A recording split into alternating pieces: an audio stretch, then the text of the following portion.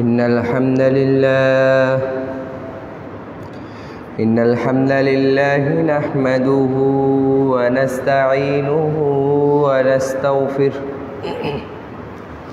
ونعوذ بالله من شرور أنفسنا ومن سيئات أعمالنا من يهده الله فلا مضل له ومن يضلله فلا هادي له وأشهد أن لا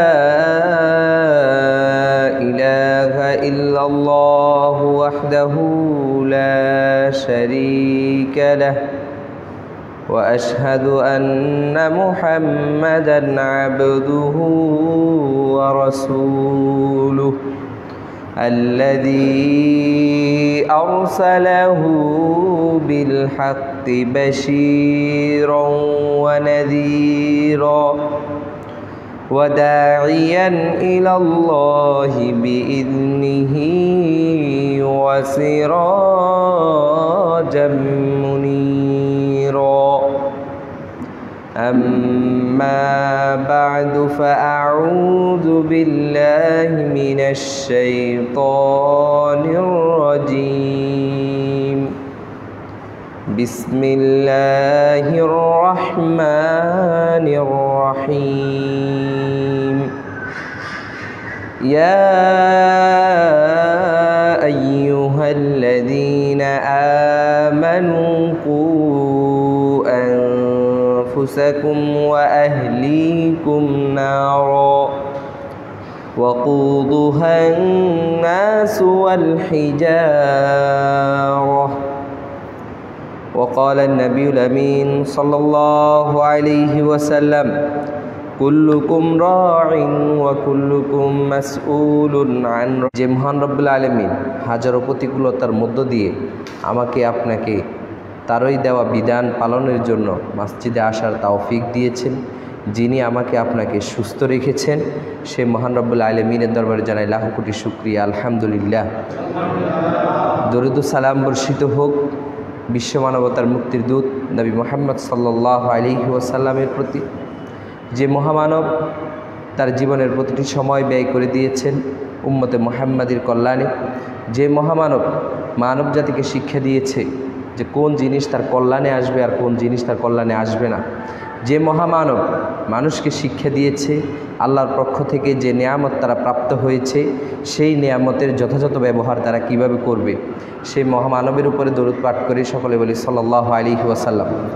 সমবেত সম্মানিত মুসলিম ভাতৃমণ্ডলী, আজকের এই খুতবায় আমরা যে বিষয় সম্পর্কে আলোচনা করার ইচ্ছে পোষণ করি সেটি হচ্ছে সন্তান প্রতিপালনে পিতামাতার দায়িত্ব কর্তব্য।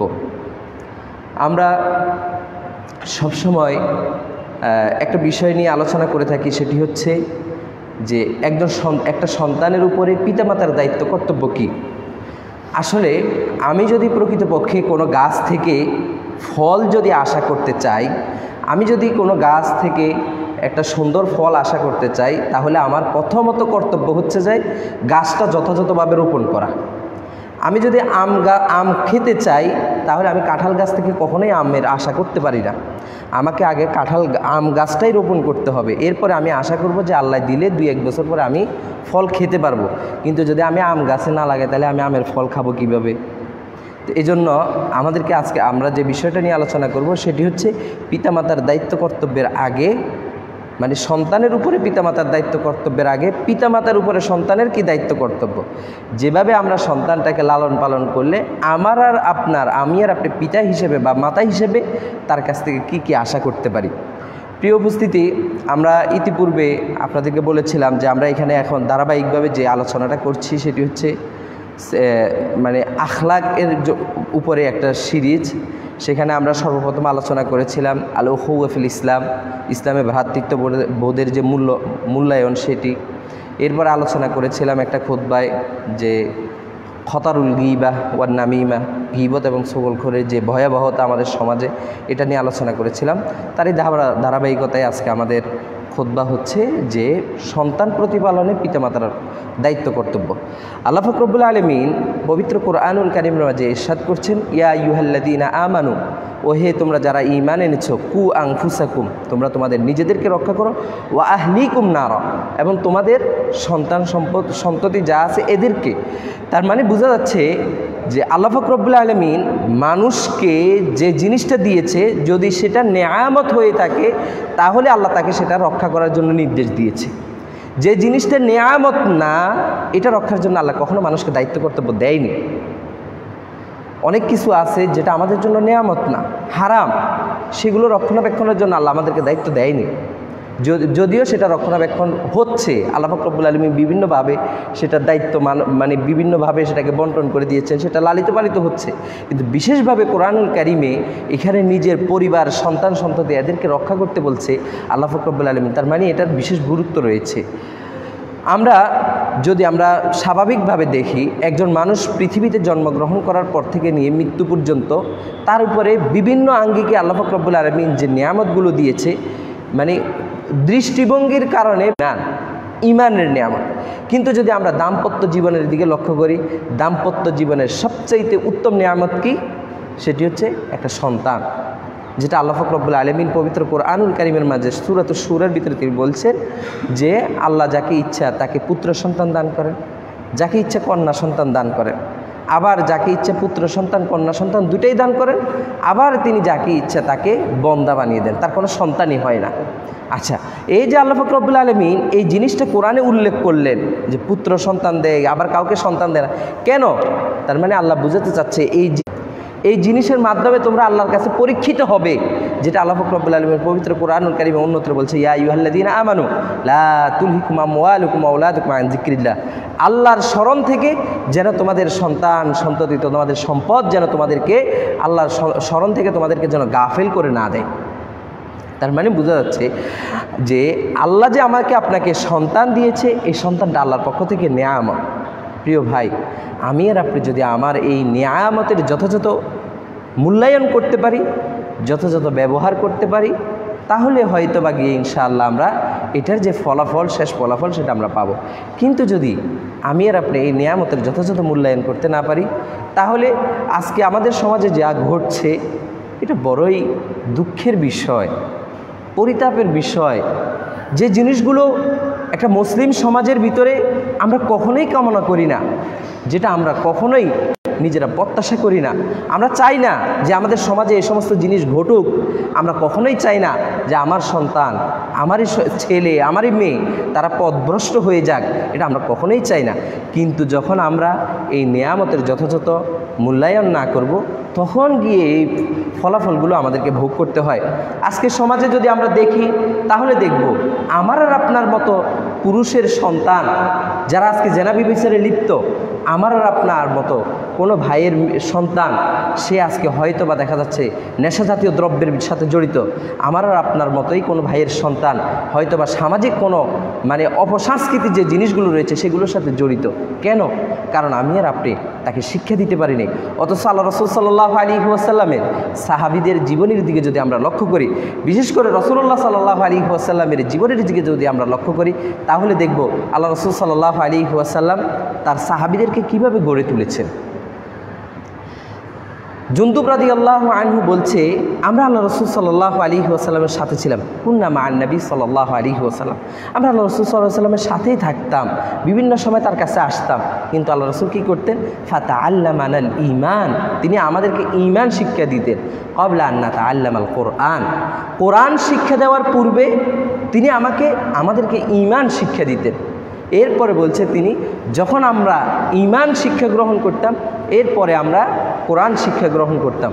ফলে আমরা এই কোরআনের মাধ্যমে আমাদের নাজদাদ বিহি ঈমানানা, আমাদের ঈমানকে আমরা ত্বরান্বিত করতাম, সেটাকে ধারালো করতাম। তার মানে বোঝা যাচ্ছে আমি আর আপনি, আমার আর আপনার সন্তানকে যদি আজকের সমাজে একটা মানে আদর্শবান সন্তান হিসেবে গড়ে তুলতে চাই, তাহলে আমাকে আপনাকে উচিত তাকে আগে ঈমান শিক্ষা দেওয়া। প্রিয় ভাই, আমি আর আপনি আজকে হয়তো বা দেখা যাচ্ছে আমি অনেক কাজ ব্যস্ত, বাস্তবিক পক্ষে আমি আর আপনি অনেক কাজ ব্যস্ত, কিন্তু আমার এই ব্যস্ততার পিছনের উদ্দেশ্যটা কি? আমি যে আজকে 24 ঘন্টার ভিতরে 18 ঘন্টায় অফিস করছি, 15 ঘন্টা অফিস করছি, এটার পিছনে আমার উদ্দেশ্য কি? যাতে করে আমার পরিবার সুন্দরভাবে চলাফেরা করতে পারে, এটাই তো উদ্দেশ্য। আচ্ছা বলেন তো দেখি, এই দুনিয়ার জীবন 60-65 বছর বয়স নিয়ে আপনি এত চিন্তিত যে আমার সন্তান, সে যদি আমি এখন ইনকাম না করি তাহলে সে খাবে কি? আমার সন্তান, আমি যদি আজকে মরে যাই, সে তাহলে কালকে করবে কি? কার কাছে যাবে সে? এটা নিয়ে আমি আর আপনি এত ব্যস্ত, তাহলে পরকালের অনন্ত জীবন, যে জীবনের শুরু আছে শেষ নেই, সেই জীবনের জন্য আপনি তার জন্য কি করলেন? সেখানে তো আর আপনি তার পাশে থাকতে পারবেন না। আজকে আপনার সন্তান অসুস্থ হলে আপনি তার পাশে গিয়ে দাঁড়াচ্ছেন। আজকে আপনার সন্তান জ্বরে আক্রান্ত, আপনি পাশে বসে মাথা মুছে দিচ্ছেন। আপনার সন্তানের আজকে শরীর ব্যথা, আপনি বসে বসে টিভি দিচ্ছেন, মাশাআল্লাহ অনেক ভালো, আপনি পিতা হিসেবে এটা আপনার কর্তব্য। কিন্তু আপনার সন্তান যখন পরকালীন কঠিন মুহূর্তে আল্লাহ পাক রব্বুল আলামিনের দরবার থেকে, তার দরবারে যখন নিজের হিসাবটা দিয়ে যখন সে পরিত্রাণ পাবে না, সে যখন মুক্তি পাবে না, সে যাবেটা কোথায়? এটা নিয়েও তো আমাকে আপনাকে চিন্তা করতে হবে প্রিয় ভাই। আমি আর আপনি আজকে নিজের কর্মব্যস্ততার কারণে নিজের সন্তানকে হয়তো বা তুলে দিচ্ছি অন্যের হাতে, গৃহ পরিচালিকার কাছে আমি আর আপনি তুলে দিচ্ছি। কিন্তু আমি আর আপনি কখনো এটা চিন্তা করতেছি না, আমি আজকে আমার কলিজার টুকরা সন্তান, যার মূল্য আল্লাহ পাক রব্বুল আলামিন আমাকে মানে নেয়ামত হিসেবে দিয়েছে, এটাকে আমি কীভাবে মূল্যায়ন করতেছি? আমি আর আপনার সন্তান যার কাছে দিয়ে যাচ্ছি, তার ঈমান ঠিক আছে কিনা, তার ইসলাম ঠিক আছে কিনা, তার চলাফেরা ঠিক আছে কিনা, এটা আমি আর আপনি জানি না। অথচ আমরা প্রত্যেকেই একটা বিষয় নিশ্চিতভাবে জানি, একবারে সবাই জানি যে একটা ছোট সন্তান সে মানুষের চলাফেরা থেকে অনেক কিছু শিক্ষা গ্রহণ করে। সে আপনি দেখবেন 5 বছর 6 বছর 7 বছর পর্যন্ত বাচ্চারা পড়ালেখা করে যতটুকু শিখে, তার থেকে কয়েক হাজার গুণ বেশি শিখে সে মানুষের আচরণ দেখে সে শিক্ষা গ্রহণ করে। তাহলে আমি কার কাছে দিয়ে যাচ্ছি আমার সন্তানটাকে? কার কাছে দিয়ে যাচ্ছি? নিরাপদ? নিরাপদ না। আজকে আমরা যখন সংবাদপত্র খুলছি, দেখছি অমুক জায়গায় অমুকের সন্তান পানির মধ্যে ডুবিয়ে রাখছে, অমুকের সন্তান লাথি মেরে বের করে দিচ্ছে, থাপ্পড়। তার মানে আপনি আপনার সন্তানকে কার কাছে তুলে দিচ্ছেন? আচ্ছা যাক, এটা তো গেলে একটা মানুষের কথা, যার কৃতকর্মটা কিছুটা হলেও একটা মানে লেভেলের ভিতরে থাকবে, সে এর বাইরে যাবে না, কারণ সে জানে আমি এখানে গৃহ পরিচালিকা হিসেবে আছি, আমি কখনো আমার লিমিট অতিক্রম করতে পারবো না। কিন্তু সবচেয়ে বিষাক্ত যে জিনিস, সেটা হচ্ছে আমি আর আপনি, আমার আর আপনার সন্তান, কলিজার টুকরা যে সন্তান, যার সন্তান হয়নি, সে বুঝে, সে 70 বছর 80 বছর পর্যন্ত আল্লাহ পাক রব্বুল আলামিনের কাছে কাঁদতেছে, কিন্তু সে সন্তান পায় না। যেটা আমরা জানি, ইব্রাহিম আলাইহিস সালাতু ওয়াস সালাম তার 90 বছর বয়সে গিয়ে সন্তান লাভ করেছে আল্লাহ পাক রব্বুল আলামিনের কাছ থেকে। জাকারিয়া আলাইহিস সালাতু ওয়াস সালামের কথা আল্লাহ পাক রব্বুল আলামিন সূরাতুল মারিয়ামের ভিতরে উল্লেখ করেছেন। তাহলে এই যে ঘটনাগুলো আল্লাহ আমাদেরকে মানে কোরআনুল কারিমে বর্ণনা করেছে, এটা কি শুধুমাত্র মানে আমরা প্রতিনিয়ত কোরআন পড়বো এটার জন্য, নাকি এখান থেকে শিক্ষা নেওয়ার জন্য?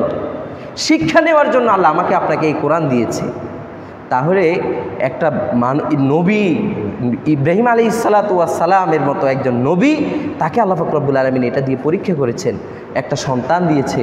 এরপরে ওই সন্তান যখন বাবা ডাক দেওয়ার সময় হয়েছে, যখন তার সময় হয়েছে বাবাকে কাজে সহযোগিতা করার, তখন আল্লাহ পাক রব্বুল আলামিন তাকে স্বপ্নযোগে দেখাইলেন যে তুমি তোমার সন্তানকে কোরবানি করে ফেলো।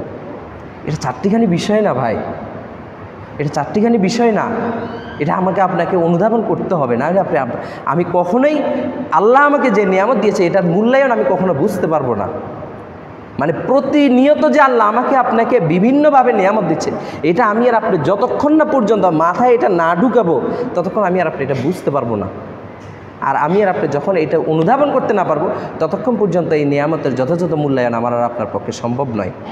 আল্লাহ পাক রব্বুল আলামিন ইব্রাহিম আলাইহিস সালাতু ওয়াস সালামকে 90 বছর বয়সে গিয়ে সন্তান দিয়েছেন। জাকারিয়া আলাইহিস সালাতু ওয়াস সালামকে গিয়ে সন্তান দিয়েছেন অনেক পরে। মারিয়াম আলাইহিস সালাতু ওয়াস সালামের ওই যে ঘটনাগুলো, ওই ঘটনার অনেক পরে। তাহলে দেখেন এই যে তাদের সন্তানগুলো, যখন তাদেরকে সন্তান দেওয়া হচ্ছে, তখন তাদের স্ত্রীরা হতবাক হয়ে গেছে। কিভাবে আমি এখন সন্তান প্রসব করব? আমি একজন বিদ্যা। ইব্রাহিম আলাইহিস সালাতু ওয়াস সালামের স্ত্রী বলতেছে, আমি তো বন্ধা, আমি কেমনে সন্তান প্রসব করব? আল্লাহ বুঝাইতে চাচ্ছে যে আল্লাহর যে সক্ষমতা আছে সেটা ছোট বড় কারোর সাথে কোনো কিছুই নাই। আল্লাহ যখন ইচ্ছা করেন কুন ফায়াকুন, যদি তিনি কুন বলেন তাহলে ফায়াকুন হয়ে যায় সেই জিনিস। তাহলে আল্লাহ পাক রব্বুল আলামিন আমাকে আপনাকে যে জিনিসটা দিচ্ছে, এটার আমি আপনার কতটুকু মূল্যায়ন করতেছি? প্রিয় ভাই, আমরা প্রত্যেকেই এই জিনিসটা নিয়ে আজকে ব্যস্ত। আচ্ছা, এই যে ডিভাইস, এই ডিভাইস নিয়ে আমি আর আপনি ব্যস্ত, ভালো কথা। আচ্ছা, আপনারা বলেন তো দেখি, ইউটিউব আমরা সবাই চালাই, ফেসবুক আমরা সবাই চালাই, কয়টা ভালো জিনিস আসে আর কয়টা খারাপ জিনিস আসে? ইউটিউবের ভিতরে যদি আপনি একটা ভালো জিনিস দেখতে চান, তাহলে ওখানে আপনি সার্চ বাটনে গিয়ে সেটাকে সার্চ করে নিয়ে আসতে হয়। কিন্তু খারাপ জিনিস দেখতে গেলে কি হয় না, সার্চ দেওয়া লাগে, ওটা এমনি আসে ফ্রিতে। মানে ও আপনাকে সার্ভিস দিচ্ছে যে তোমার কোনো কষ্ট করা লাগবে না, ওটা আমরা এমনি তোমাকে দিয়ে রাখছি। আর মানুষের মানুষকে যে জিনিসটা সবচেয়ে বেশি আকর্ষণ করে সেটা হচ্ছে ভালোর থেকে খারাপটা মানুষকে বেশি আকর্ষণ করে। তাহলে আমি আর আপনি, আমার আর আপনার সন্তানকে এই যে জিনিসটা দিয়ে দিলাম যে বাবা আমি তো সারাদিন অফিস করে আসছি, ক্লান্ত, তোমাকে সময় দেওয়ার মতো আমার সময় নেই, ধরো তুমি আমার মোবাইলটা নাও। কি দিলেন আপনি? এটা কি দিলেন তার হাতে? আপনি বাবা, আপনিও সময় দিতে পারছেন না, আপনার স্ত্রী মা, সেও সময় দিতে পারছে না, সেও কর্মজীবী। তাহলে এই বাচ্চাটার সর্বশেষ পরিণতিটা কি হবে? আমি আর আপনি আজকে দুনিয়ার জীবনের জন্য তাকে চিন্তা করতেছি, তাকে বিসিএস ক্যাডার বানাইতে হবে, এমবিবিএস ডাক্তার বানাইতে হবে, এইটা বানাইতে হবে, ওটা বানাইতে হবে। মাশাআল্লাহ, এটা ভালো, দুনিয়াবি মানসাব থাকা ভালো, যাতে করে সে দুনিয়ার জীবনটা সুন্দরভাবে পরিচালনা করতে পারে, ভালো কথা এটা। কিন্তু আল্লাহ তো আপনাকে এটা বলেনি যে তুমি দুনিয়াটা অর্জন করতে গিয়ে আখিরাতটাকে বিসর্জন দাও, এটা তো বলেনি। আমাকে আপনাকে দুনিয়া অর্জন করতে হবে, যতটুকু দরকার ততটুকু, তবে আমার আর আপনার দিন ঠিক রেখে, মানে আমি আর আপনি মুসলিম হিসেবে দিনকে বিসর্জন দিয়ে দুনিয়া অর্জন করব, এটা আল্লাহ আমাকে আপনাকে শিক্ষা দেয়নি। আল্লাহ পাক রব্বুল আলামিন রাসূলুল্লাহ সাল্লাল্লাহু আলাইহি ওয়াসাল্লামকে যে জিনিসগুলো শিক্ষা দিয়েছে তার মধ্যে একটা জিনিস বেশি বেশি চাইতে বলছে, কি? রব্বি জিদনি ইলমা। দোয়া শিক্ষা দিছে, নবী তুমি আল্লাহর কাছে চাও আল্লাহ আমাকে ইলম বাড়িয়ে দেন। কিন্তু আল্লাহ কোথাও রাসূলুল্লাহ সাল্লাল্লাহু আলাইহি ওয়াসাল্লামকে শিক্ষা দেন নেই যে তুমি আল্লাহর কাছে যাও তো না আল্লাহ তোমার সম্পদ বাড়াইয়া দেয়। কারণ আল্লাহ রাসূল সাল্লাল্লাহু আলাইহি ওয়াসাল্লাম বলছে যে আমি তোমাদের উপরে একটা ফিতনার সবচাইতে বেশি আশঙ্কা করি, সেটি হচ্ছে কি, যে আল্লাহ পাক রব্বুল আলামিন তোমাদের উপরে সম্পদের বিস্তার করে দিবেন, মানে তোমাদের সবাইকে ধনাঢ্য বানায় দিবেন, ফলশ্রুতিতে দেখা যাবে যে তোমরা আল্লাহকে ভুলে যাবে, দুনিয়া নিয়ে ব্যস্ত হয়ে আখিরাত তোমরা ভুলে যাবা। এই জিনিসটার, এই ফিতনাটার আমি তোমাদের উপরে ভয় করি। আজকে দেখেন আমি আর আপনি কর্মজীবনের ব্যস্ততা, ব্যবসায়িক ব্যস্ততা, এই ব্যস্ততা ওই ব্যস্ততা, অনেক ব্যস্ত। এদিকে আমার সলাৎ ঠিক নেই, সিয়াম ঠিক নেই।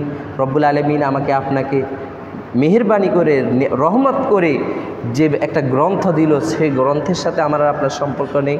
আমার আর আপনার যে সন্তান রয়েছে তার সাথে সম্পর্ক নেই। তাহলে কি হচ্ছে, সন্তানটাকে আমি আর আপনি সুন্দরভাবে গড়ে তুলতে পারলাম না। এরপরে এখন বৃদ্ধ বয়সে এসে বলতেছে তোরে আমি এত কষ্ট করে খাওয়াইলাম পড়াইলাম, আজকে তুই আমার বৃদ্ধাশ্রমে পাঠাস। দুঃখ, আফসোস কেন? তাহলে বোঝা যাচ্ছে সন্তান যে আমাকে আপনাকে, আমার আর আপনার মতো অনেক মানুষকে বৃদ্ধাশ্রমে পাঠাচ্ছে, এটা কোনো কোনো ক্ষেত্রে পরীক্ষা স্বরূপ, আবার কোনো কোনো ক্ষেত্রে আমার আর আপনার কর্মের ফলাফল। আমি আর আপনি সন্তানকে শিক্ষা দিতে পারি নেই, পিতামাতার গলার উপরে কখনোই কথা বলা যায় না। আমি আর আপনি তাকে শিক্ষা দিতে পারি নেই, বড়দের উপরে কখনোই কথা বলতে হয় না। আমি আর আপনি তাকে শিক্ষা দিতে পারি নেই, বড়দেরকে থেকে ক্লিকলে সালাম দিতে হয়। আমি আর আপনি তাকে শিক্ষা দিতে পারি নেই আতিথেয়তা কী জিনিস। আমি আর আপনি তাকে শিক্ষা দিতে পারি নেই যে মার সাথে সে কী আচরণ করবে, বাবার সাথে সে কী আচরণ করবে, সে তার ঘরে যে কর্মীগুলো থাকে তাদের সাথে কী আচরণ করবে। আমি আর আপনি তাকে এই জিনিসটা শিক্ষা দিতে পারি নেই। আমি আপনি তাকে শিক্ষা দিতে পারি নেই ইসলামী মূল্যবোধটা কী, আল্লাহ পাক রব্বুল আলামিন ইসলাম কেন আমাকে আপনাকে দিয়েছে, আমি আর আপনি তাকে শিক্ষা দিতে পারি নেই। বাবা যখন টয়লেটে ঢুকবা তখন বাম পা দিয়ে ঢুকিও, টয়লেটে ঢুকার সময় এই দোয়াটা পড়তে হয়, এটা পড়িও। বের হওয়ার সময় ডাইন পা দিয়ে বের হতে হয়, এই দোয়াটা পড়িও। খাবারের সময় বিসমিল্লাহ বলতে হয়, এটা তুমি বলিও। এটা আমি আর আপনি শিক্ষা দিতে পারি নেই। আমি আর আপনি শিক্ষা দিতে পারি নেই যখন তুমি বাহির থেকে আসবা, আসার সময় তুমি ঘরে ঢুকার সময় সালাম দিয়ে ঘরে প্রবেশ করবা, আমি আর আপনি তাকে শিখাইতে পারি নেই। আমি আর আপনি তাকে শিক্ষা দিয়েছি কি, ঘরের ভিতরে আমার আর আপনার যে মা বাপ রয়েছে তাদের সাথে খারাপ আচরণ করেছি, সন্তান ওইটা দেখে দেখে শিখছে। তার মানে বোঝা যাচ্ছে যে আমার মা বাপ যে হবে তার সাথে আমাকে খারাপ ব্যবহার করতে হবে, সে এটাই বুঝেছে। আমি আর আপনি সন্তানকে পাশে বসিয়ে আরেকজন সম্পর্কে গীবত করতেছি, আরেকজনের গালমন্দ করতেছি, সে ওটা শিখতেছে যে তার মানে আমাকেও এইভাবে অন্যকে প্রতিহত করতে হবে। না, কিন্তু আমি আর আপনি তাকে এটা শিক্ষা দিতে পারি নাই। বাবা, ইসলামের সহনশীলতা বলতে একটা জিনিস আছে। রসুল্লাহ সাল্লাল্লাহু আলাইহি ওয়াসাল্লামের আখলাক বর্ণনা করতে গিয়ে রসুল্লাহ সাহাবীরা বলছে, মান তাকামা রসুল্লাহ সাল্লাল্লাহু আলাইহি ওয়াসাল্লাম লিনাফসিহি কত্তুন, আল্লাহ রসুল সাল্লাল্লাহু আলাইহি ওয়াসাল্লাম কখনোই নিজের জন্য কারোর কাছ থেকে প্রতিশোধ গ্রহণ করতেন না। তবে যদি কেউ আল্লাহর হুরমতকে নষ্ট করত তাহলে তিনি প্রতিশোধ গ্রহণ করতেন। আমরা প্রত্যেকেই ইতিহাস জানি, ইতিহাস জানি না এরকম না, আমরা অনেকেই অনেক ইতিহাস জানি, কিন্তু সেটাকে বাস্তব জীবনে প্রতিফলন ঘটানো এটাই আমাদের পক্ষে সম্ভব হয় না। প্রিয় ভাই, আমরা অনেকেই পড়েছি, এক সাহাবী আল্লাহ রসুল সাল্লাল্লাহু আলাইহি ওয়াসাল্লামের যুগে এক ব্যক্তি এসে আল্লাহ রসুল সাল্লাল্লাহু আলাইহি ওয়াসাল্লামের পিছন থেকে কি করেছে, চাদর টান দিয়েছে, দেওয়ার ফলে কি হয়েছে, তার ঘাড় লাল হয়ে গেছে চাদরের দাগে। ওমর রাদিয়াল্লাহু আনহু বলছে, আল্লাহ রসুল আপনি আমাকে অনুমতি দেন আমি তার গর্দান উড়িয়ে দিই। আল্লাহ রসুল বলছেন না, অনুমতি দেয়নি। তার মানে ইসলাম সবসময় আপনাকে প্রতিশোধ পরায়ণ হতে নির্দেশ দেয় না, বরঞ্চ ইসলাম আপনাকে শিক্ষা দেয় সহনশীলতা।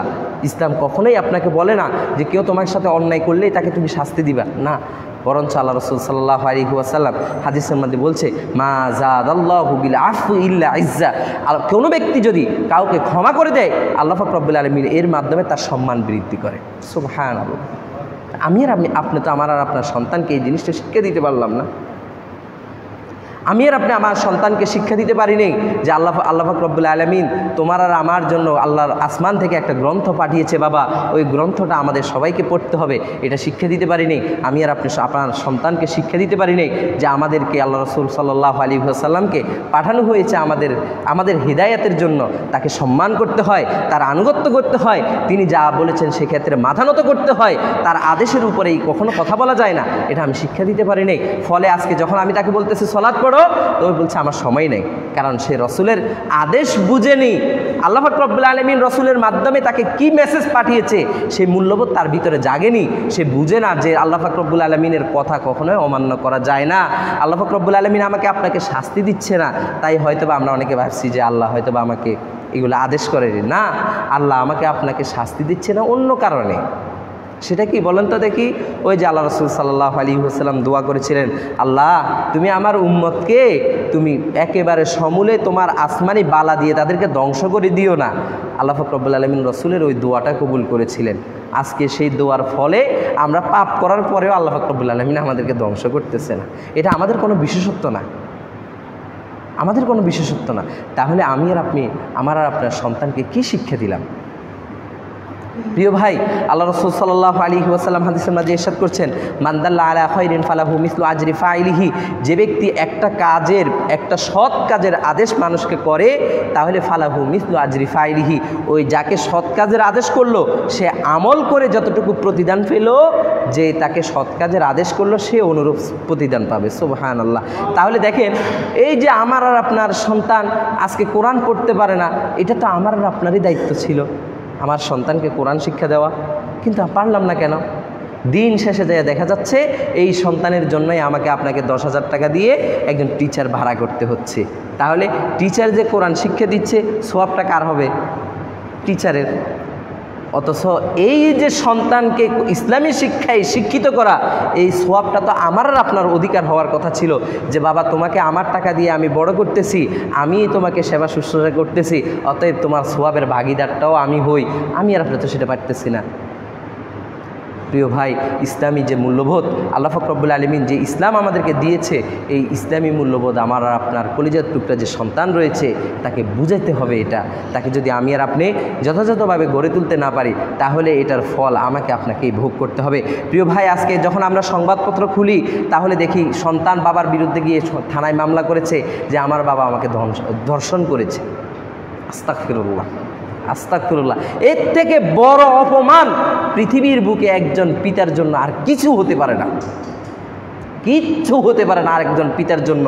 যেই পিতার সন্তান, আপন সন্তান পিতার বিরুদ্ধে গিয়ে থানায় মামলা করে যে আমার পিতা আমাকে ধর্ষণ করেছে, এর থেকে অপমান অপদস্থের আর কোনো মাধ্যম আছে? বড় মাধ্যম আর কি আছে? যখন পিতামাতা বৃদ্ধ হয়ে যাচ্ছে তখন বৃদ্ধাশ্রমে চলে যেতে হচ্ছে, যখন একটু বয়স্ক হচ্ছে তখন সন্তানরা পিতামাতার উপরে কথা বলে, যখন পিতামাতা একটু বৃদ্ধ হয়ে যাচ্ছে তখন সন্তানদের আর পক্ষ থেকে আর সেবা শুশ্রূষা পায় না। অথচ পবিত্র কোরআনুল কারীমে আল্লাহ পাক রব্বুল আলামিন বলছে যে ওয়ালা তাকুল্লাহুমা উফ তোমরা তাদের সম্মুখে উফ শব্দটাও বলিও না। তাহলে তার মানে কি এটা বুঝেছে ইসলাম যে উফ শব্দটা বলিও না, কিন্তু এর থেকে বড় কিছু বলা যাবে, এটা তো বুঝায়নি।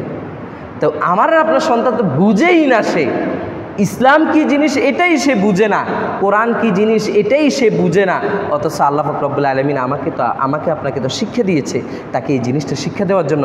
প্রিয় ভাই, আমি আর আপনি হয়তো বা আজকের এই দুনিয়ার জীবনের জন্য অনেক কিছু করতেছি, সন্তানের জন্য, স্ত্রীর জন্য, মানে আমার গ্রামবাসীর জন্য, এগুলোর কিছুই আপনার সাথে যাবে না যদি আপনার আমলনামা ঠিক না থাকে। কিয়ামতের দিন হিসাব নিকাশ অনেক কঠিন, কেউ কাউকে মানে বিন্দু পরিমাণও ছাড় দিবে না। আল্লাহ পাক রব্বুল আলামিন পবিত্র কোরআনে ইরশাদ করছেন, ইয়াউমা ইয়াফিরুল মারউ মিন আখি ওয়া উম্মিহি ওয়া আবি ওয়া সাহিবাতিহি ওয়া বানি লিকুল্লি ইমরিইম মিনহুম ইয়াউমা ইযিন শা'নু ইউগনি। আজকে হয়তোবা আপনি সন্তানের জন্য হালাল হারামের কোনো বাদ বিচার নেই, যেখান থেকে পারছেন সেখান থেকে ইনকাম করে নিয়ে আসছেন, কিন্তু কিয়ামতের দিন কিন্তু তারা এটার হিসাব দিবে না। যখন আল্লাহর কাছে আপনি জবাবদিহিতার সম্মুখীন হবেন, আপনি বলবেন যে আমার সন্তানের জন্য আমি করেছি, কিন্তু সন্তান বলবে যে আমি জানি না বাবা কোথায় থেকে কি করেছে, তার দায়িত্ব আমার দায়িত্ব তার কাঁধে ছিল, সে আমাকে দিছে, আমি খাইছি, আমি জানি না। শেষ। আপনার এই পাপের দায়ভার এক বিন্দু পরিমাণও সে নিবে না, যেটা আল্লাহ কোরআনুল কারিমে ইরশাদ করছেন যে সেদিন ভাই তার আপন ভাইয়ের কাছ থেকে পলায়ন করবে, স্ত্রী তার স্বামীর কাছ থেকে পলায়ন করবে, সন্তান তার পিতামাতার কাছ থেকে পলায়ন করবে। কারণ কি, প্রত্যেকেরই একটা সন্দেহ থেকে যাবে, যদি তার সাথে আজকে সাক্ষাৎ করি, সে যদি একটু সোয়াব চায়া বসে, তোমার জন্য তো আমি ওই যে দুনিয়ার জীবনে এটা করছিলাম, তাহলে আমার আজকে একটু সোয়াব দাও, আমি তো আজকে বিপদে আছি। কেউ কারোর সাথে সাক্ষাৎ করবে না, পরিচয়ই দিবে না যে এটা যে আমার পিতা, এই পরিচয়ই দিতে নারাজ। আজকে পরিচয়ও দেওয়া যাবে না, পরিচয় যা হবে পরে হবে, আগে আমি আমারটা পার হয়ে লই, পরে তোমার পরিচয় দিব। তাই প্রিয় ভাই বন্ধুগণ, আমরা আমাদের সন্তানদেরকে এই শিক্ষায় শিক্ষিত করতে হবে। আল্লাহ রাসূল সাল্লাল্লাহু আলাইহি ওয়াসাল্লাম হাদিসের মাঝে ইরশাদ করেছেন, তিনি বলছেন, কুল্লুকুম রাঈন ওয়া কুল্লুকুম মাসউলুন আন রাইয়াতিহি, তোমরা প্রত্যেকেই দায়িত্বশীল। আল্লাহ পাক রব্বুল আলামিনের কাছে তোমরা প্রত্যেকেই নিজ নিজ দায়িত্ব সম্পর্কে জবাবদিহিতার সম্মুখীন হবে। আল্লাহ রাসূল সাল্লাল্লাহু আলাইহি ওয়াসাল্লাম আবার বলছে যে লান তাযুলা কদামা আবদিন, কোনো বান্দার পা তার এক কদম সামনে এগোতে পারবে না যতক্ষণ না পর্যন্ত সে 5টা প্রশ্নের উত্তর দেয়। তার মানে বোঝা যাচ্ছে আমাকে আপনাকে আল্লাহ পাক রব্বুল আলামিন যে নিয়ামত দিয়েছে, এই নিয়ামতের উত্তর দিয়ে জবাব দিয়ে তারপরে সামনের পথ হাঁটতে হবে। প্রিয় ভাই, এই যে দায়িত্ব কর্তব্যের কথা বলছি, আমার আর আপনার সন্তান, সেও আমার এবং আপনার দায়িত্ব কর্তব্যের ভিতরে রয়েছে। সে কি করছে না করছে এটা আমাকে আপনাকে খেয়াল রাখতে হবে, সে কি খাবে না খাবে সেটাও আমাকে আপনাকে মানে সজাগ দৃষ্টি রাখতে হবে। আমার আর আপনার স্ত্রী, সে আমার আর আপনার দায়িত্বের ভিতরে পড়ে, সে যদি আমার আর আপনার দায়িত্ব কর্তব্যের ভিতরে থাকা অবস্থায় অপকর্ম করে, তাহলে এটার জবাবদিহিতা যেভাবে সে করবে, অনুরূপভাবে আমাকে আপনাকেও করতে হবে। আলী রাদিয়াল্লাহু আনহু বলছে, আল্লাহ রাসূল সাল্লাল্লাহু আলাইহি ওয়াসাল্লামের সাহাবী আলী রাদিয়াল্লাহু আনহু, তিনি বলছে, আল্লিমুহুম ওয়া আদ্দিবুহুম, তোমরা তোমাদের সন্তানদেরকে শিক্ষা দাও এবং তাদেরকে শিষ্টাচারের মানে আদর্শ শিক্ষা দাও। এরপরে হাসান রাদিয়াল্লাহু আনহু বলছে, মুরুহুম বিতাআতিল্লাহ, তোমরা তোমাদের সন্তানদেরকে আল্লাহর আনুগত্যের আদেশ দাও, যেন তারা কখনোই আল্লাহর আদেশ থেকে বের না হয়ে যায়। এরপরে তিনি আবার বলছে, ওয়া আল্লিমুহুমুল খায়র, এবং তোমরা তোমাদের সন্তানদেরকে কল্যাণ শিক্ষা দাও।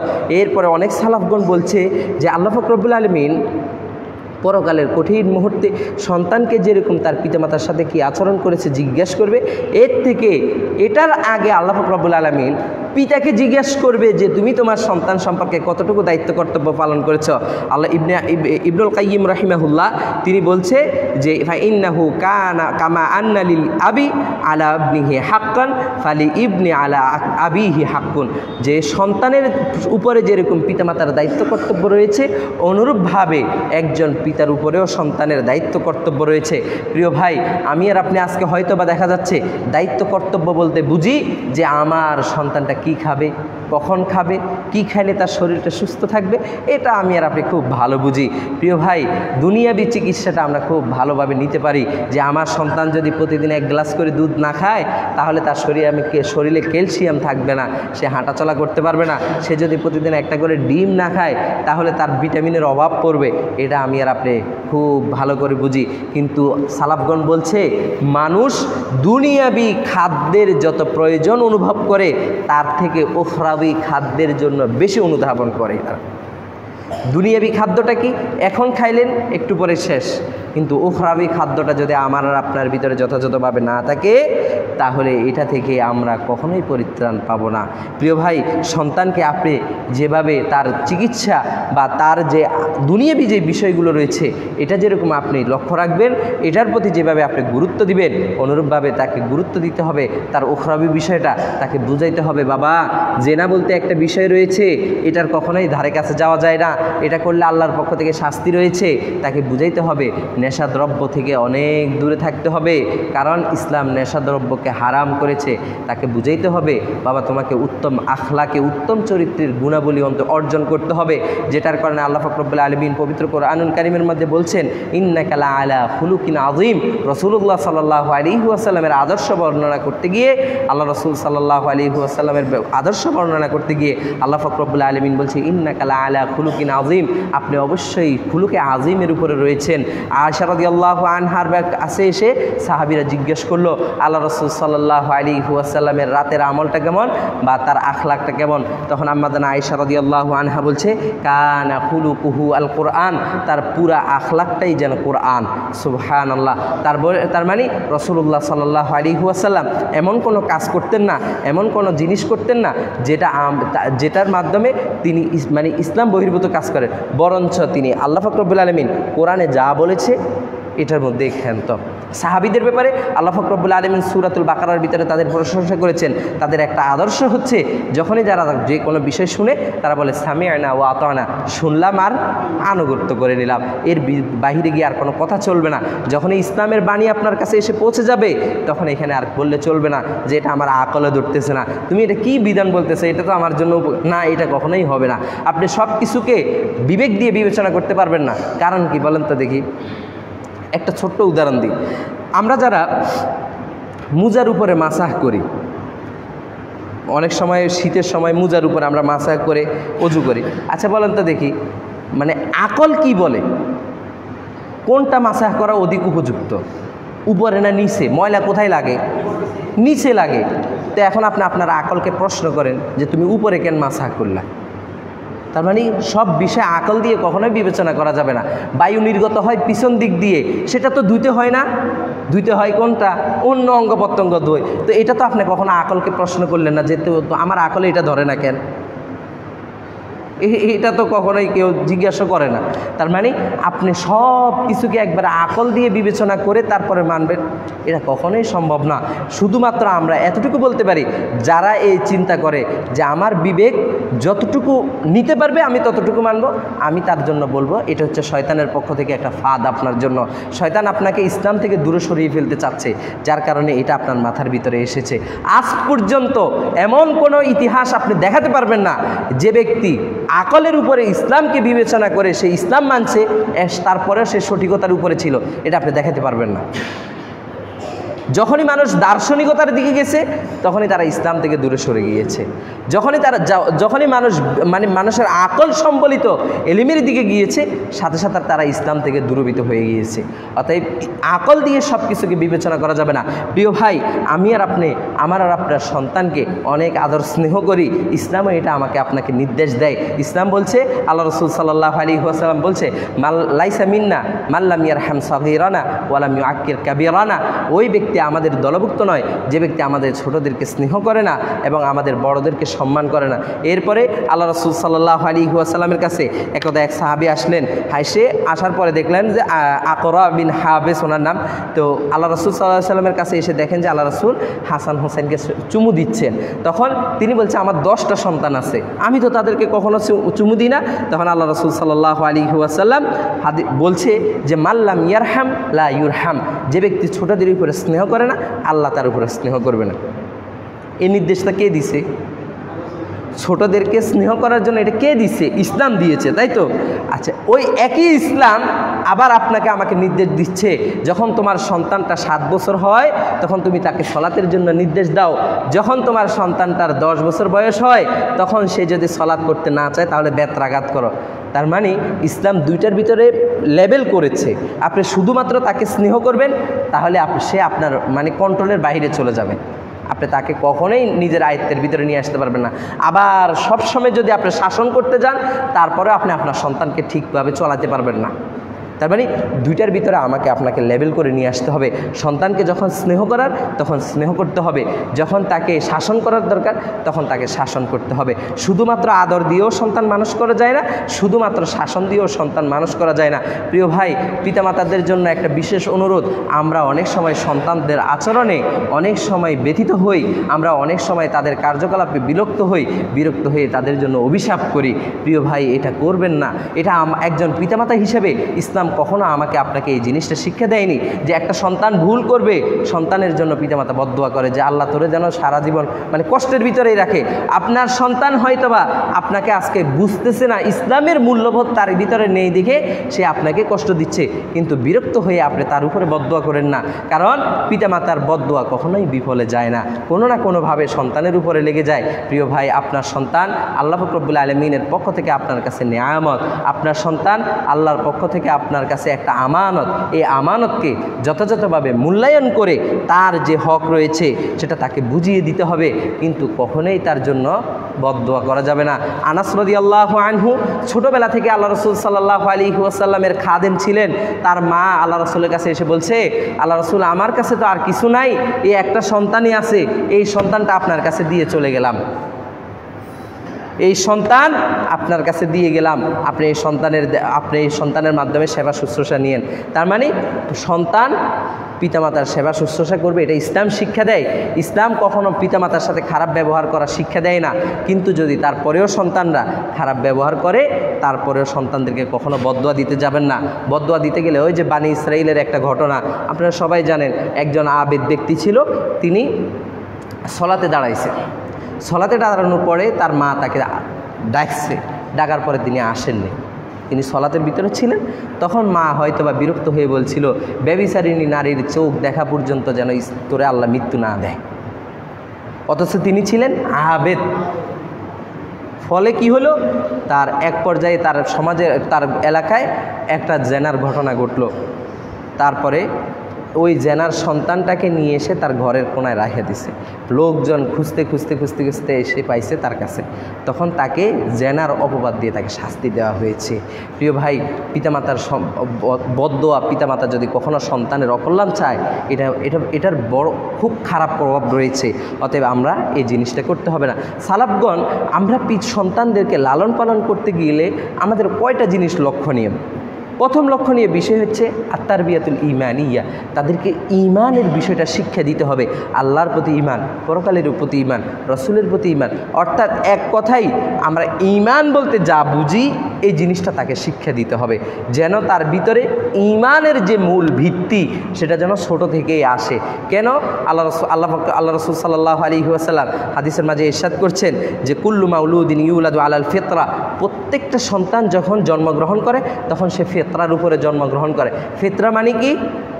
ইসলামের উপরে জন্মগ্রহণ করে।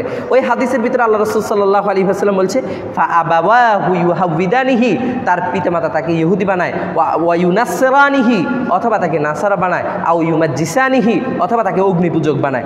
দেখেন ওই হাদিসের ভিতরে রাসূলুল্লাহ সাল্লাল্লাহু আলাইহি ওয়াসাল্লাম কিন্তু এটা বলে নেই ফাআবাওয়াহু ইউসাল্লিমানিহি, তার পিতামাতা তাকে মুসলিম বানায়, এটা বলে নেই। প্রত্যেকটা সন্তান ইসলামের উপরে জন্মগ্রহণ করে, কিন্তু তাকে ইসলামটা শিক্ষা দিতে হয়। সে আল্লাহর পক্ষ থেকে জানিয়ে এসেছে, এটা সে বুঝার মতো ক্ষমতা নেই, এটা আপনাকে তাকে বুঝাইতে হবে। এজন্য সালাফরা বলছে আত-তারবিয়াল ঈমানিয়া, ঈমানের বিষয়টা আগে সন্তানকে শিক্ষা দিবেন।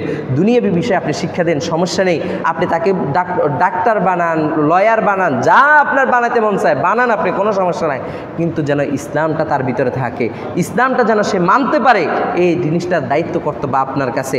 এরপরে তারা বলছে আত-তারবিয়াল খুলুকিয়া, চারিত্রিক যে বিষয়গুলো রয়েছে এগুলো তাদেরকে শিক্ষা দিতে হবে। এরপরে আমরা এখানে তৃতীয় নম্বরে যে বিষয়টা বলছে, এটার প্রতি আমরা সবাই সচেতন। বলছে আত্মার বিয়াল জিসমিয়া, তার শারীরিক গঠনটা কেমন হচ্ছে এটা তাকে শিক্ষা দিতে বলছে। কখন কখন একটু ব্যায়াম করলে তার শরীরটা ঠিক, এটার ক্ষেত্রে আমরা সবাই সচেতন। এরপরে বলছে আত্মার বিয়াল আকলিয়া, মানে তার মেধাটাকে সে কিভাবে কাজে লাগাবে এই জিনিসটা তাকে শিক্ষা দিতে হবে। প্রিয় ভাই, সন্তানকে ইসলামের দিকে দাওয়াত দিতে গিয়ে, সন্তানকে ইসলামের দিকে আহ্বান করতে গিয়ে একটা কাজ থেকে আমাদেরকে বিরত থাকতে হবে। সেটি হচ্ছে কি, আমরা অনেক সময় মনে করি যে আমি ইসলাম মানতে পারি, তুমি মানতে পারো না কেন? এখন কথা হচ্ছে, আপনি ইসলামটা কত বছর বয়সে এসে বুঝছেন, এটা আমাকে উত্তর দেন। আমরা অনেক মানুষ আছি যারা 40-এর পরে এসে ইসলাম বুঝছি। তা আপনার যদি 40 বছর বুঝতে লাগে, তাহলে ওরও তো সময় লাগতে পারে। মানে আমি আপনাকে এটা বলতে চাচ্ছি না যে তার মানে তাকে 40 বছর বয়স পর্যন্ত ছেড়ে দেন, না না, আমি এটা বুঝাই নি। আমি আপনাকে বুঝাতে চাচ্ছি আত্মাদাররুজ, মানে আপনি যে তাকে ইসলামের দিকে নিয়ে আসবেন, এটা আস্তে আস্তে আস্তে আস্তে আস্তে আস্তে তাকে দিতে হবে। আল্লাহ পাক রব্বুল আলামিন পবিত্র কোরআনুল কারীমের মাধ্যমে আমাদের উপরে মদকে হারাম করছে, তাই না? মদ হারাম যে করছে এটার ইতিহাস আপনারা জানেন তো, তাই না? 3 স্টেপে মদকে হারাম করা হয়েছে। প্রথমে একবার বলছে, কিছু নেগেটিভ কথা বলছে, এরপরে আবার কিছু বলছে আল্লাহ পাক রব্বুল আলামিন এরপরে আর কিছু বলছে, এরপরে তৃতীয়বারে গিয়ে বলছে ইয়াসআলুনাকা আনিল খামরি ওয়াল মাইসির, তারা তোমাকে মদ জুয়া এগুলো সম্পর্কে প্রশ্ন। সর্বশেষ আল্লাহ পাক রব্বুল আলামিন যখন তৃতীয় আয়াতটা অবতীর্ণ করেন, তখন গিয়ে তিনি হারামের বিধানটা দেন। তাহলে ইসলাম কি ইচ্ছা করলে পারতো না শুরুতে, মানে এক কথাই সব হারাম করে দাও? কিন্তু দেয়নি তো। তার মানে এটা আল্লাহ আমাদেরকে কি শিক্ষা দিচ্ছে? আমি যখন কাউকে ইসলামের দিকে আহ্বান করব, যখন আমি কারো কাছে দাওয়াতি কাজদের মেসেজটা পৌঁছায় দিতে যাব, তাড়াহুড়া করে চলবে না। আস্তে আস্তে আস্তে আস্তে তার মেধার ধারণ ক্ষমতা কতটুকু, এই অনুযায়ী তাকে আস্তে আস্তে আস্তে আস্তে আমাকে ইসলামের প্রতি নিয়ে আসতে হবে। না হলে কিন্তু সে আপনার হাত ছাড়া হয়ে যাওয়ার সম্ভাবনা থাকে। কারণ আমি বলি কি, একটা সন্তান যাকে আমি ছোট থেকে কখনোই মসজিদে নিয়ে আসা শিখাইনি, এখন যদি তাকে 30 বছর বয়সে এসে বলি আজকে থেকে তোমাকে 5 ওয়াক্ত সালাত মসজিদে পড়তে হবে, সেটা পারবে না। কারণ এটার উপরে সে অভ্যস্ত না। এখন একদিন যখন সালাত পড়তে পারেন, তখন তো আপনি বলছেন কি তুমি আমার ঘর থেকে বের হয়ে যাও, শেষ না। তাকে সুযোগ দিতে হবে, বুঝাইতে হবে, আস্তে আস্তে আস্তে আস্তে আপনি তাকে ইসলামের দিকে নিয়ে আসে।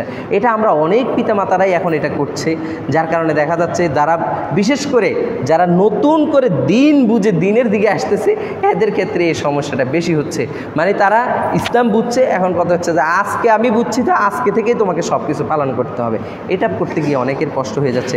দেখেন আল্লাহ রাসূল সাল্লাল্লাহু আলাইহি ওয়াসাল্লাম যখন ইসলাম নিয়ে, মানে আল্লাহর পক্ষ থেকে নবুয়তের দায়িত্ব নিয়ে আসেন, তখন কি আল্লাহ মক্কার মানুষদের উপরে কি সালাত, মানে একবারে যেদিন ওহী নিয়ে আসছে ওই দিনই ফরজ করে দিছে না? ওই দিন তো করেনি। জেনাটাকে কি ওই দিনে হারাম করে দিয়েছে? যদিও আমি বলছি না যে জেনা করা বৈধ না, এটা বলছি না। মানে আমি আপনাকে বুঝাতে চাচ্ছি, আল্লাহ পাক রব্বুল আলামিন দেখেন রাসূলুল্লাহ সাল্লাল্লাহু আলাইহি ওয়াসাল্লামকে সর্বপ্রথম যে জিনিসটার দাওয়াত দিতে বলছে সেটা কি? ঈমান। বলছে কুলু লা ইলাহা ইল্লাল্লাহ তুফলিহুন, তোমরা শুধু লা ইলাহা ইল্লাল্লাহ বলো, তাহলেই তোমরা সফল। তার মানে তাদেরকে আস্তে আস্তে, মানে ঈমানের বিষয়টা আগে হৃদয়ের ভিতরে ঢুকাইতে হবে। এরপরে আপনি যখন একজন মানুষকে আল্লাহর ভয় মনের ভিতরে ঢুকাইতে পারবেন, এরপরে আপনি তাকে যা বলেন সে সব কিছু মেনে নিতে রাজি। কিন্তু কারোর ভিতরে যদি ঈমানটাই না থাকে, তাহলে সে বুঝবে কিভাবে ওটা? প্রিয় ভাই, আমরা প্রত্যেকেই চেষ্টা করি, আমাদের সমাজ যদি আমরা সংস্কার করতে চাই, আমাদের সমাজকে যদি আমরা ইসলামের পথে নিয়ে আসতে চাই, তাহলে আগে পরিবার থেকে কাজ শুরু করতে হবে। পরিবার থেকে কাজ করে আমরা প্রত্যেকে যদি প্রত্যেকের পরিবারটা আমরা ঠিক করতে পারি, সমাজ সংস্কার এমনিই হয়ে যাবে, এটার জন্য কষ্ট করতে হবে না। তাই আমরা প্রত্যেকেই পারিবারিকভাবে দাওয়াতি কাজ করার চেষ্টা করি। আমার আর আপনার যে সন্তান রয়েছে তাদেরকে ইসলাম শিক্ষা দেওয়ার চেষ্টা করি। আমার আর আপনার অধীনস্থ যারা রয়েছে তাদেরকে আমরা ইসলাম শিক্ষা দেওয়ার চেষ্টা করি। আল্লাহ পাক রব্বুল আলামিন আমাদেরকে সেই তৌফিক দান করুন। বারাকাল্লাহু লি ওয়া লাকুম ফিল কুরআনিল আযীম ওয়া নাফা'নি ওয়া ইয়্যাকুম বিহাদি সাইয়্যিদিল মুরসালিন। আকুলু মা তাসমাউনা ওয়া আস্তাগফিরুল্লাহ লি ওয়া লাকুম ওয়া লিসাইরিল মুসলিমিনা ফাস্তাগফিরু ইন্নাহু হুয়াল গফুরুর রহিম।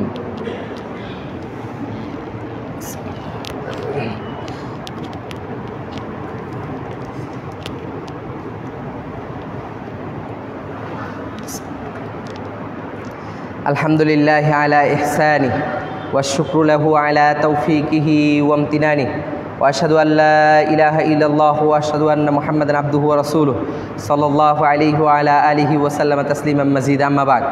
সম্মানিত উপস্থিতি, দায়িত্ব কর্তব্যের গুরুত্ব সম্পর্কে আল্লাহ পাক রব্বুল আলামিন পবিত্র কোরআনুল কারীমের মাঝে বলছে যে আল্লাহ আমাকে আপনাকে যে নিয়ামতটা দিয়েছে, এই নিয়ামতের যদি আমি আর আপনি যথাযথ মূল্যায়ন করতে না পারি, তাহলে আল্লাহ পাক রব্বুল আলামিন পবিত্র কোরআনুল কারীমের মাঝে ইরশাদ করছেন, লাইন শাকারতুম লা আযীদান্নাকুম। যদি তোমরা আল্লাহর নিয়ামতের যথাযথ মূল্যায়ন করতে পারো, যদি তার শুকরিয়া আদায় করতে পারো, তাহলে আল্লাহ সেই নিয়ামত তোমাদের উপরে বৃদ্ধি করে দিবেন। ওয়ালাইন কাফারতুম ইন্না আযাবি লাশাদীদ। যদি তোমরা এই নিয়ামতের অকৃতজ্ঞতা করো, তাহলে আল্লাহর শাস্তি কিন্তু বড়ই কঠিন। প্রিয় ভাই, আল্লাহ পাক রব্বুল আলামিন পিতা, সন্তান এবং স্ত্রীদের জন্য দোয়াও কিন্তু কোরআনে শিক্ষা দিয়েছে। রব্বানা হাবলানা মিন আজওয়াজিনা ওয়া যুররিয়াতিনা কুররাতা আয়ুন। আপনি আমাকে এমন স্ত্রী দান করেন, এমন সন্তান দান করেন যে চক্ষু শীতলকারী হয়। তো আপনার সন্তানটা যদি কোনো ক্রমে ইসলামের নাই বুঝে, তাহলে আল্লাহর কাছে একটু কাঁদেন, চোখের অশ্রু ফেলে একটু কাঁদেন। নূহ আলাইহিসসালাতু ওয়াসসালামের সন্তানও তো ছিল। সে কি মুসলিম ছিল না কাফের ছিল? কাফের ছিল। একজন নবী, তার সন্তানকেও তিনি কি করতে পারেন? ইসলামের পথে নিয়ে আসতে পারেন। যদি আল্লাহ পাক রব্বুল আলামিনের পক্ষ থেকে যদি কেউ হেদায়েত প্রাপ্ত না হয়, তাকে কেউই হেদায়েতের পথে নিয়ে আসতে পারবে না। আল্লাহ পাক রব্বুল আলামিন রাসূলুল্লাহ সাল্লাল্লাহু আলাইহি ওয়াসাল্লামকে উদ্দেশ্য করে বলছে, ইন্নাকা লা তাহদি মান আহবাব ওয়ালাকিন্নাল্লাহা ইয়াহদি মান ইয়াশা। তুমি ইচ্ছা করলেই কাউকে ইসলামের পথে নিয়ে আসতে পারবে না, যদি আল্লাহ ইচ্ছা না করে। এরপর আল্লাহ পাক রব্বুল আলামিন পবিত্র কোরআনে অন্যত্র বলছে, লাস্তা আলাইহিম বিমুসাইতির। হে নবী, আমি তোমাকে তাদের উপরে শাসক হিসেবে পাঠাইনি। তার মানে এমন বিষয় না যে তুমি তার পায়ের মধ্যে শিকল লাগাই দিয়ে ইসলামে নিয়ে আসবা, এটা কখনোই সম্ভব না। এটার জন্য যদি আমি আর আপনি কাউকে ভালোবাসি, আমি আর আপনি যদি চাই একজন ব্যক্তি ইসলামে আসুক, ইসলাম মেনে চলুক, তাহলে তার জন্য আল্লাহর কাছে দোয়া করতে হবে, সাহায্য প্রার্থনা করতে হবে, সবসময় তার সাথে লেগে থাকতে হবে, আল্লাহর কাছে প্রার্থনা করতে হবে, তাকেও বুঝাইতে হবে। এরপরে গিয়ে সম্ভব যে যদি আল্লাহ পাক রব্বুল আলামিন তার হৃদয়টাকে কোমল করে দেয়, তারপরে সে গিয়ে হয়তোবা দেখা যাবে যে সে কি আসবে, ইসলামের প্রতি আসবে, ইসলামের পথে চলে আসবে। এরপরে আল্লাহ রাসূল সাল্লাল্লাহু আলাইহি ওয়াসাল্লাম বলছে, যে ব্যক্তি তার যে দায়িত্ব কর্তব্য ছিল, এই দায়িত্ব কর্তব্য যদি কেউ পালন না করে, রাসূলুল্লাহ সাল্লাল্লাহু আলাইহি ওয়াসাল্লাম হাদিসের মধ্যে ইরশাদ করেছেন, মা মিন আবদিন ইস্তারাইহিল্লাহু রাইয়া। এমন কোনো বান্দা নেই যে বান্দাকে, যদি কোনো বান্দাকে আল্লাহ পাক রব্বুল আলামিন কোনো দায়িত্ব কর্তব্য, কোনো বিষয়ের দায়িত্ব দিয়ে থাকে, সে যদি ইয়ামুতু ইয়াউমা ইয়ামুত, সে যদি মৃত্যুবরণ করতেছে, সেদিন যদি ওই দায়িত্ব সম্পর্কে যে তার অবস্থা হয় কি, ওয়া হুয়া গাশিদ, যে সে তার দায়িত্ব সম্পর্কে ধোঁকাবাজি করেছে, লাম হারামাল্লাহু আলাইহিল জান্নাহ। আরেকটা হাদিসে আসছে যে সে কখনোই জান্নাতে প্রবেশ করতে পারবে না, নাউজুবিল্লাহ। তাহলে প্রিয় ভাই, আমি আর আপনি যদি জান্নাতে যেতে চাই, আমি আর আপনি যদি চাই যে আমার আর আপনার সন্তানটা কিয়ামতের দিন আমার আর আপনার জন্য সুপারিশের মাধ্যম হোক, তাহলে আমাকে আপনাকে এই দায়িত্ব সম্পর্কে অবহেলা করলে চলবে না। আমাকে আপনাকে এই দায়িত্বকে মানে হেলায় খেলায় নষ্ট করে দিলে চলবে না। এই দায়িত্ব কর্তব্য আল্লাহর পক্ষ থেকে আমি আর আপনি প্রাপ্ত হয়েছি, এই দায়িত্ব কর্তব্য সুন্দরভাবে পালন করতে হবে। আল্লাহ রাসূল সাল্লাল্লাহু আলাইহি ওয়াসাল্লাম অন্য হাদিসের মাঝে বলছে, যে ব্যক্তি আল্লাহর যে দায়িত্ব রয়েছে, আল্লাহর পক্ষ থেকে যে কর্তব্য তাকে দেওয়া হয়েছে, সে যদি সেটা পালন না করে, তাহলে সে জান্নাতের ঘ্রাণও পাবে না। অথচ আল্লাহ রাসূল বলছে কি, ওয়া ইন্না রিহাহা লাতিউজাদু মিন মাসিরাতি 40 খরিফা। অথচ জান্নাতের ঘ্রাণ 40 বছরের দূরত্ব রাস্তা থেকেও পাওয়া যায়। কিন্তু এই ব্যক্তি তার দায়িত্ব কর্তব্য সম্পর্কে অসচেতন হওয়ার কারণে, দায়িত্বের প্রতি অবহেলা করার কারণে সে সেটাও পাবে না, নাউজুবিল্লাহ। আমরা প্রত্যেকেই চাই আমার আর আপনার সন্তান যেন আমার আর আপনার জান্নাতে যাওয়ার ওসিলা হিসেবে কাজ করে। ওই যে আল্লাহ রাসূল সাল্লাল্লাহু আলাইহি ওয়াসাল্লাম বলছে হাদিসের মধ্যে যে, ইযা মাতাল ইনসানু ইনকাতা আনহু আমালুহু, যখন একজন মানুষ মৃত্যুবরণ করে, তখন তার সব আমলনামা বন্ধ হয়ে যায়, শুধুমাত্র 3টা আমল ব্যতীত। ওর মধ্যে একটা কি আছে? ওয়ালাদে সলেহ, সৎ সন্তান, ইয়াদউ লাহু, যে সন্তানটা তার জন্য কি করবে? মৃত্যুর পরে পিতার জন্য দোয়া করবে। এরকম সন্তান যদি আল্লাহ সে দুনিয়ার বুকে রেখে যেতে পারে, এর প্রতিদানটাই তার কাছে মানে মৃত্যুর পরেও পৌঁছবে। অথচ আমার আর আপনার মতো এরকম সমাজে অনেক মানুষ আছে, সন্তান রেখে যায়, কিন্তু সন্তান জানে না কোন দিকে ফিরে সেজদা দিলে আল্লাহর দরবারে সেজদাটা কবুল হবে, এটাও জানে না। এটা আমার আর আপনার জন্য পরিতাপের বিষয়। সন্তানকে। অতএব আমি আর আপনি যে আল্লাহর পক্ষ থেকে দায়িত্বপ্রাপ্ত হয়েছি, এটা আমাকে আপনাকে বুঝে শুনে আমার আর আপনার যে দায়িত্ব কর্তব্য রয়েছে এটাকে সুন্দরভাবে পালন করতে হবে। আল্লাহ আমাদের সবাইকে সেই তৌফিক দান করুন। আল্লাহ আমাদের মধ্যে যারা অসুস্থ রয়েছে আপনি তাদেরকে সুস্থতা দান করুন। আমাদের যাদের পিতামাতারা মৃত্যুবরণ করেছে তাদেরকে জান্নাত নসিব করুন। আমাদের যাদের আত্মীয় স্বজনরা মৃত্যুবরণ করেছে তাদেরকে আপনি জান্নাত নসিব করুন। আল্লাহ আমাদের মধ্যে যারা ঋণগ্রস্ত রয়েছে আপনি তাদেরকে ঋণ থেকে পরিত্রাণের উপায় বের করে দিন। আমাদের মুয়াজ্জিন সাহেব অনেক অসুস্থ, আপনারা তাদের জন্য দোয়া করবেন, আল্লাহ যেন তাকে সুস্থতা দান করেন। আর আমাদের বর্তমানে ফেনীর অবস্থা খুবই খারাপ, এজন্য ফেনীর ভাইদের জন্য আপনারা সব সালাতের পরে বিশেষ আপনারা যখন দোয়ায় আল্লাহর কাছে বসেন সকল ভাইদের জন্য দোয়া করবেন। আল্লাহ পাক রব্বুল আলামিন যেন এই যে বৃষ্টির পানি, বন্যার পানি, এটা যেন আমাদের জন্য শাস্তিতে পরিণত না করেন, এটা যেন তিনি আমাদের জন্য নেয়ামতে রূপান্তরিত করেন। আমরা সবাই সেই দোয়া করি। আল্লাহ পাক রব্বুল আলামিন যেন ভাইদের যাদের ক্ষতি হয়ে গেছে, ক্ষয়ক্ষতি হয়েছে, তাদেরকে ধৈর্য ধরার তৌফিক দান করেন। আদা ওয়া সাল্লাল্লাহু ওয়া সাল্লাম আলা নবিয়িনা মুহাম্মদ ওয়া আলা আলিহি ওয়া সাহবিহি আজমাইন। কুমু লিস সালাহ।